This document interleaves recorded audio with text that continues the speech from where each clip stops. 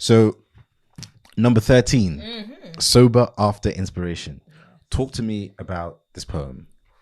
Okay. Energy exchange. I think that's the best way to put it. Sometimes I will have written and written and written to the point my arms are hurting, my brain is tired, and I feel like I've emptied my tank of inspiration on what I've done. And as I said before, you can't give from a depleted tank. And it's the sobering experience that you've just come from an inspiration high. Mm-hmm. And it's that experience of, when's this next bit of inspiration going to come from? Because we enjoy being on a high. Yeah, we enjoy the adrenaline.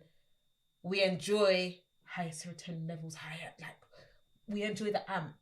And sometimes that sober feeling can leave you very empty and that you've got nothing else to give. And sober after inspiration is definitely after I can't remember what I'd written that day, but a few days later I felt like, okay, I want to write something, but I have nothing to write about. My brain was blank and I was like, what do I do? And I was like, uh-oh. Okay. And then, as they say, an idle mind is a devil's workshops, and the devil finds things to occupy themselves with. And I was like, oh. Okay. Well, this is the question I wanted to ask you. How have drugs how affected your writing? So so actual drugs, like how have drugs contributed to your writing? Have they not been part of it? Have you written about drugs? Because somebody I know asked me, somebody I know pointed, I was talking about drugs one day. It was like, actually, so much of our art in terms of our music and so on has come from people who were just high. Yes. Just for people who were just, zoned out or on a trip or whatever. So has that affected your writing, and what do you think about that idea? Like, is it really coming from you? Is it art, right? Mm-hmm. If you need to take a mushroom or a sniff or a smoke to get there. Firstly, I'll answer the question. Okay. I don't do drugs, guys. Okay. So say no to drugs, or say yes to drugs. Do whatever feels good to you, but be careful and please be safe. Right. That's where we'll end it on that. I think for a lot of people, those who do take drugs, it allows them to free their mind. Mm-hmm. So whatever is clouding them to get to that point of inspiration, that's why they do whatever they do. There are so many wonderful songs that have come from people being high, and it still come from them. Mm-hmm. It's just that they've unlocked something that may have taken them a lot longer to unlock. Like within that moment, because they've done whatever, they've got into their inspiration faster, and they've been able to produce something a lot quicker that could have potentially taken them a really long time. The only thing I would add to that is to say, I don't think artists should rely on, on drugs. Yeah, I think that would be the issue. Mm. Okay, let's move on to another poem about breasts. You wrote about breasts, and you also wrote about your experience having breasts. And talk to us about that. Okay, so I developed the twins very young. Okay, all right. So I was literally, I think I was like 8 when I was like, what the hell's going on here? What? And I say it in there. In West Africa, probably just Nigeria, there is a procedure that they do to try and stop your breast from growing too big. And it's in there. I'm not going to go into detail, but it's in there. And I think it just put into my mind that they were somewhat unnatural. And I think it just put me in a very weird headspace. So I've said it in there that I used to run nice and sprightly, and now there are these things hitting me in my face. It just felt like I was lugging around melons on a very small body as an 8-year-old. And then as I got older, other people started being like, oh, your breasts are big. And it's like, okay, can we go back to the conversation at hand? And then you go to college, and then it's when people are talking to you, yeah, Avril, how you doing? And I'm like, whoa, my eyes are up here, baby. Like, please. The poem is to explore how I don't know if this is the same for boys, but adolescence seems to happen like this. Okay. From what I remember, I don't even feel like I was growing into the process. I just felt like I woke up one day and all of a sudden this happened, and then this happened, and then this happened, and literally, especially for girls, I think that is it, because if it's not fully explained to you, there might be little weird things, but until you start to sweat and there's a smell, or your breast buds start hurting, or, you know, pull down your knickers and you're bleeding, it's a bit like, oh shit, this is happening to me. So, but it's just a process of how it feels like you can actually become a prisoner in your own body because you have no control over what's going on. It's like it gets better. If you're young and you're watching, it does get better. I get it. Essentially, you're saying as soon as you grow breasts, you're considered a sexual being. Yes. And for you, that happened really early. Yeah. So that then changed your childhood, you know? A bit, yeah. No, it did. Okay. I guess in primary school, it's not even that bad because no one really knows. Like, no one thinking that way. Yeah. Well, when I was in primary school, which was a long time ago, but no one thinking that way. I think it's more secondary school that you're a bit like,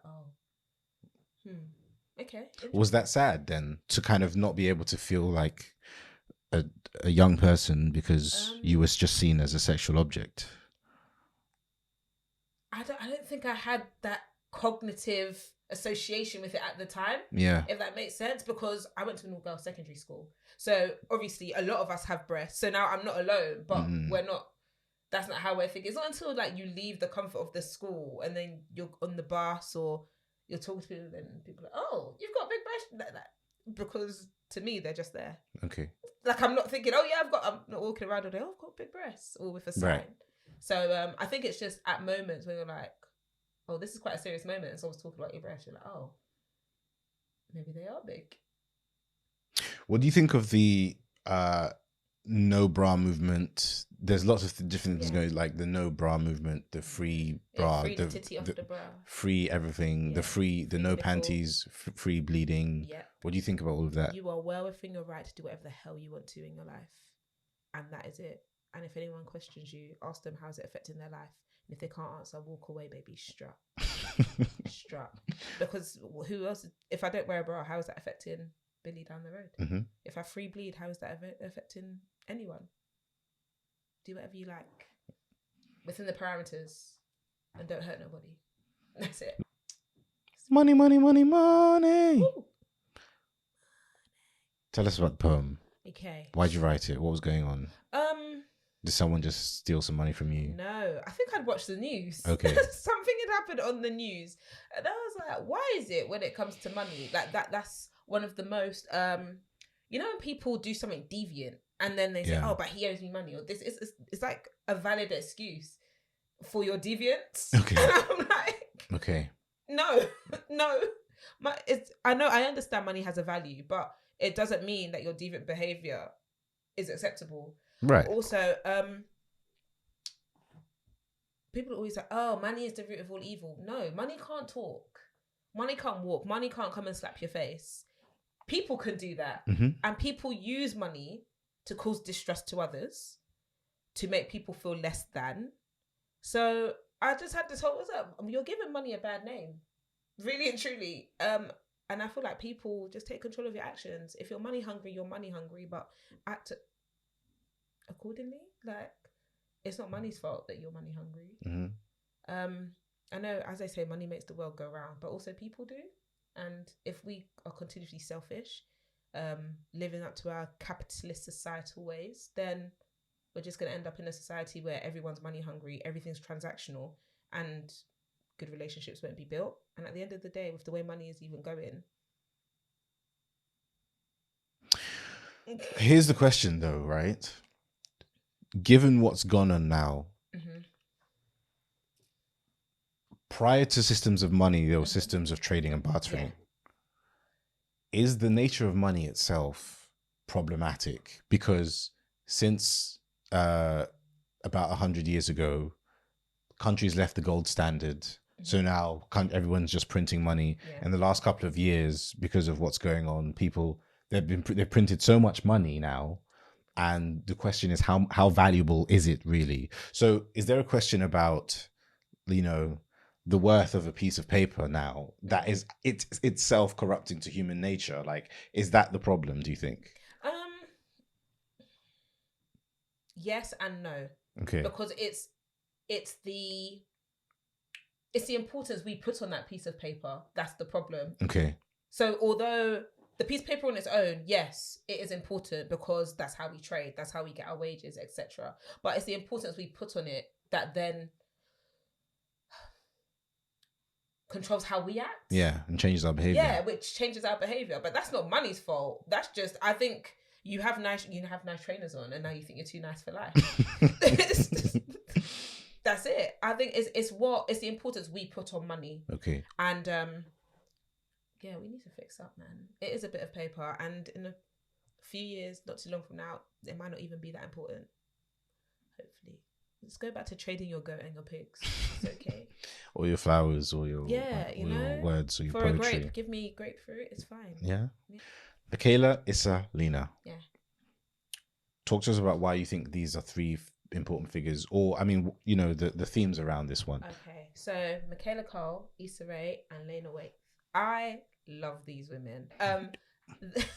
They have changed the experience, especially of what we see on TV and characters that we can relate to as Black people.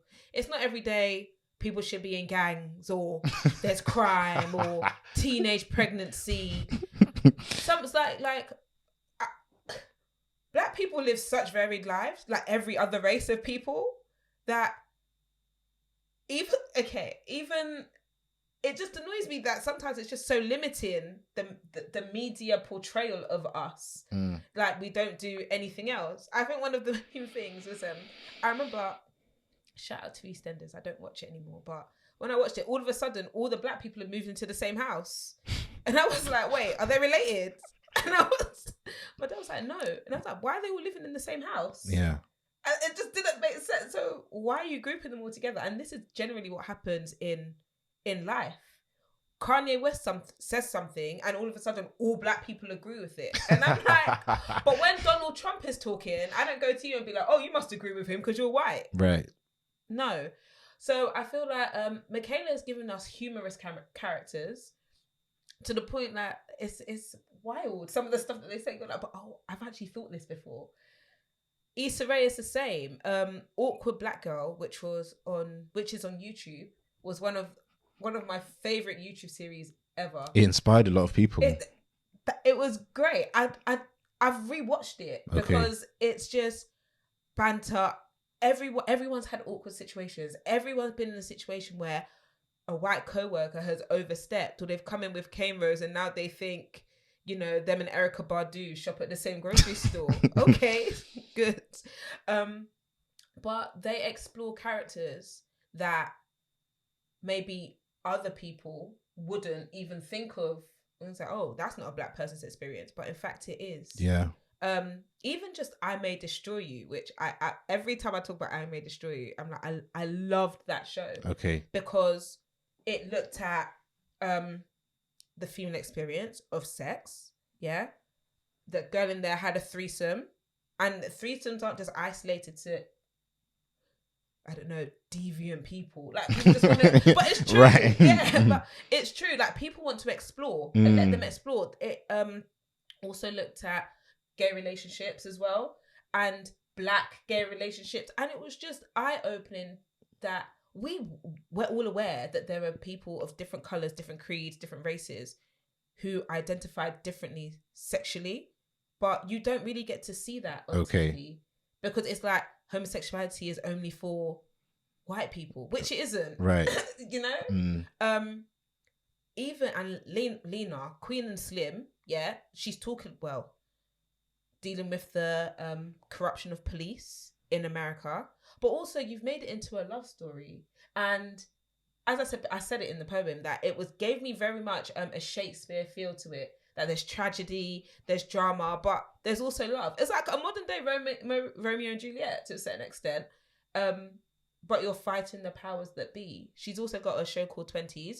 The lead character is queer, and representation matters so much, because we're in a society that if it was up to them, all Asians are terrorists, all black people are criminals. And that's the narrative they want to feed. And shows like this expand people's understanding of us as well. When you see something, you're like, oh, maybe they're acting like that because this is how they feel, rather than, oh, she's just a criminal anyway. Okay, valid. But I want to touch on I May Destroy You. Yes. Because I had big issues with that show. What? Go on. I thought what she was doing was brilliant, right? Because like a TV show that focuses on the perspective of a rape victim, that is very infrequent. That's not the word I'm looking for. It's not often that we see a television show that focuses from a perspective like that. And it was directed well and so on and so forth.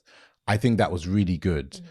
The issue with the show is that it kind of forsook that theme and became too sexual. Like the sex scenes were too long and probably too graphic for my taste. It was like a lot of it in there, and I think that took away from the message of like, this poor girl has been raped, like what is her experience of life like, and you know, what is the process of kind of like, that was horrifying, like going to the police station and the rape kit and everything and having to see people around and her friend talking to her. That was like, that's really important television for me, but I think it was kind of ruined by, you know, that kind of. What do you think about that? Do you think? Honestly, I'm gonna have to disagree with you. Yeah. On this, because I think the main story, or Michaela Cole's experience, is key to the whole show. Is this based on a true story? Yeah. Okay. It happened to her. Okay. But her experience is key to the whole of the show. But I think exploring how other relationships look and what abuse or non-consent looks like, or consent in that way, because the guy at one point, he felt uncomfortable and he had to leave a situation as well. I remember that. Exactly. Yeah. So abuse comes in all forms, and it's not just isolated to heteronormative or heterosexual relationships. Even when the girl had her threesome, and she didn't think those guys knew each other. But then as they were leaving, they were like, they were budding each other, and she's like, oh. So, and I think those are things that need to be highlighted. Maybe for you, it took away from the story, but for me, I think it added, because abuse comes in so many different ways. She even, someone else said, I don't know how after being raped, she could have had sex with the writer guy who was helping her. Right. And that's an interesting point of view, but she's still entitled to sexual feelings, right? She's still entitled to sexual feelings, right? Which she will explore. But then even within that story, who took off the condom? And there are so many situations in which things like that have happened, and people are like, oh, that didn't feel right. Right. But what is it? What is it? Yeah. And it's that area that's shaded grey that I feel like she really delved into. And so I think the other stories were there just to show that we know that rape is bad. We know that it's forcing someone to do something that they don't want to do. But there's other kind of abuses that aren't deemed as bad as rape, but it's still a form of abuse that should be highlighted. And I think it also showed the judicial system, how things work, which isn't something that we normally see either. So I just think she did a great job. Yeah. Yeah. But yeah, I mean, obviously it's important to have these kind of, you know, different voices doing things. I remember, people talking to me about Awkward Black Girl, which I haven't seen, but I know it inspired a lot of people. Yes. I know it did. And then obviously, you know, Issa's had a great career, just got married. And now what is she doing now? Because Insecure's finished. Yeah, so Insecure's finished. There is another show that she's doing. It's kind of like it's like a Made in Chelsea type of thing. Okay. In America, I haven't watched it. Yeah, but I know that everything she touches will turn to gold. Okay, she's amazing. Talk to us about continent. Okay, so I'm from Africa. Woo! Well, actually, I'm from Nigeria. Yeah, so Africa's a continent. But I just think this. Where do I even start? I wrote continent because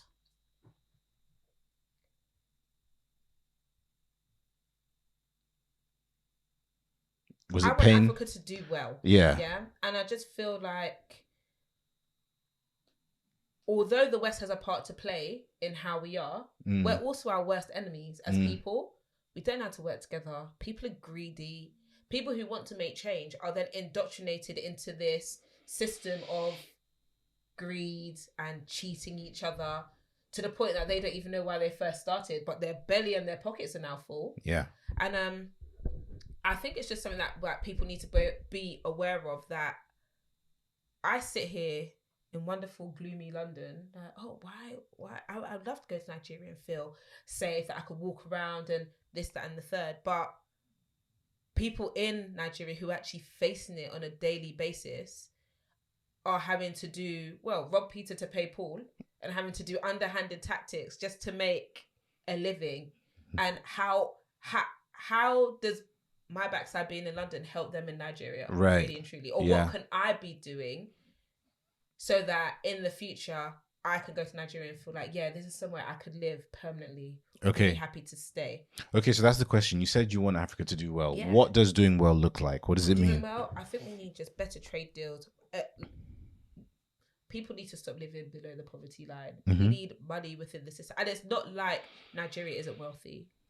The wealth is just sitting with the most corrupt. But how do we level the playing field? Honestly, I'm not entirely sure. How do you weed out all the bad seeds? Okay. And it's constant questions like that. How? Yeah.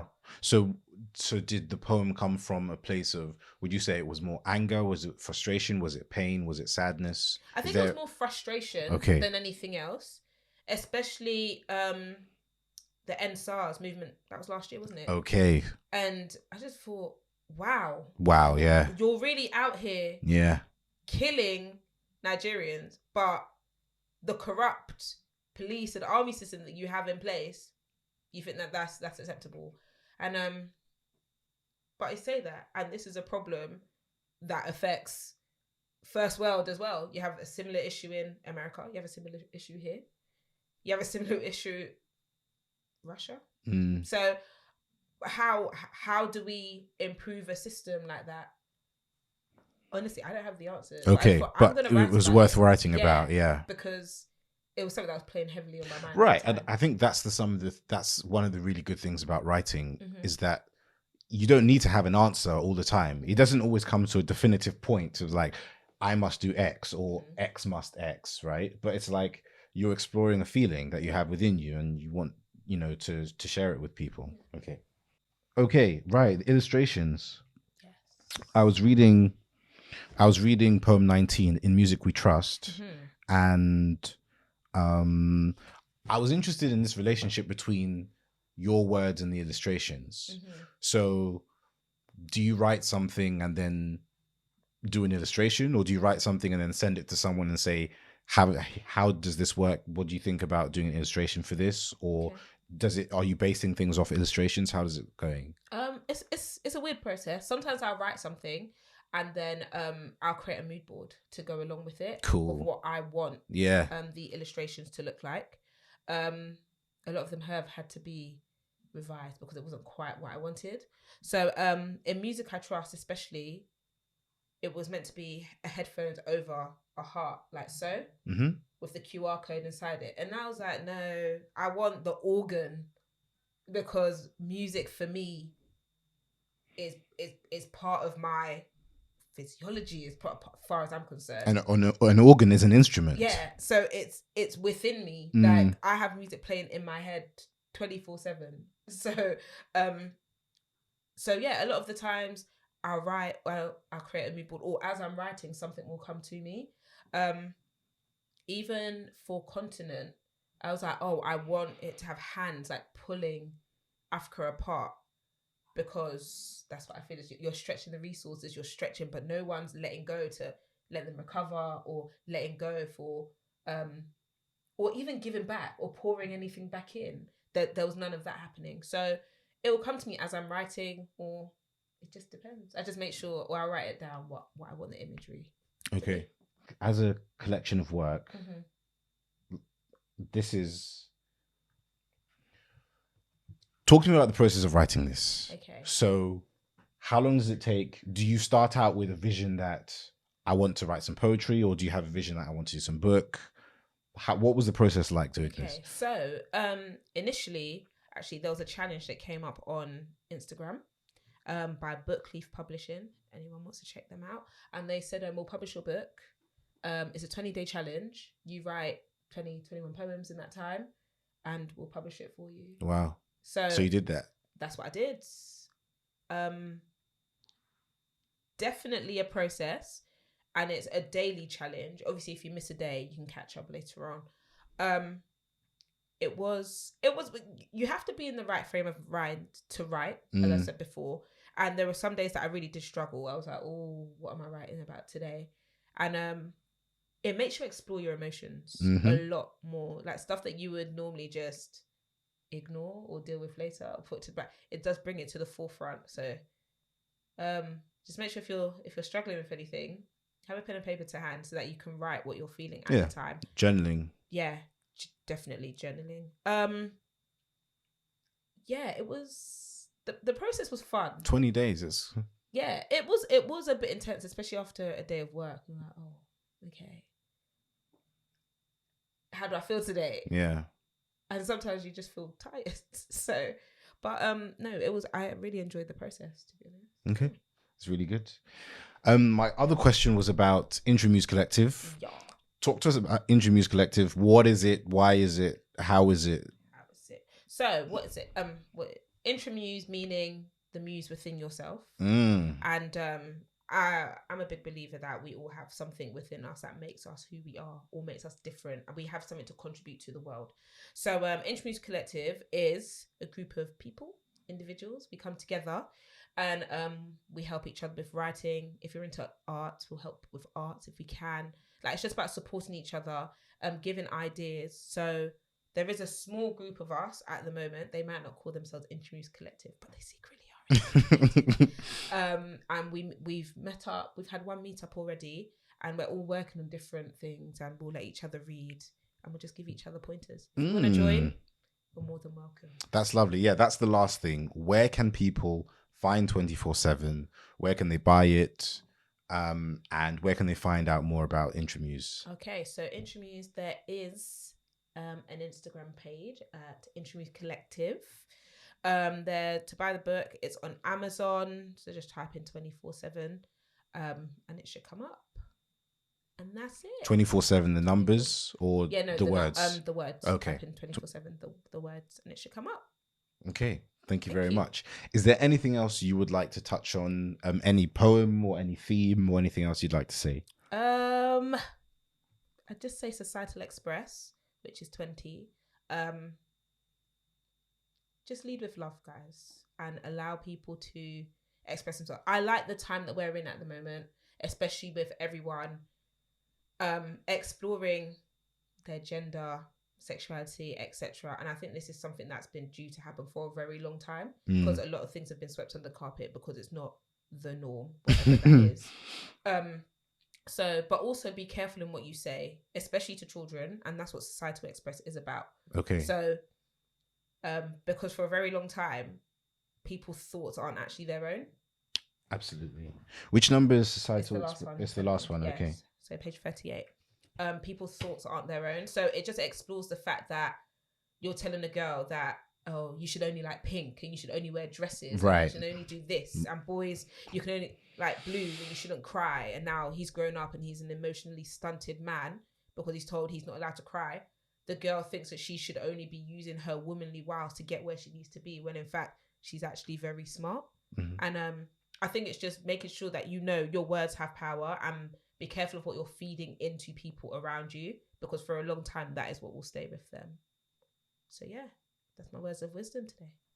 Thank you very much. Yeah, thank you. Thank you. Well, thank you for coming on, and we're going to be sharing links, Intra Muse and to Amazon, where everybody can buy the books. But thank you so much. Thank you, guys.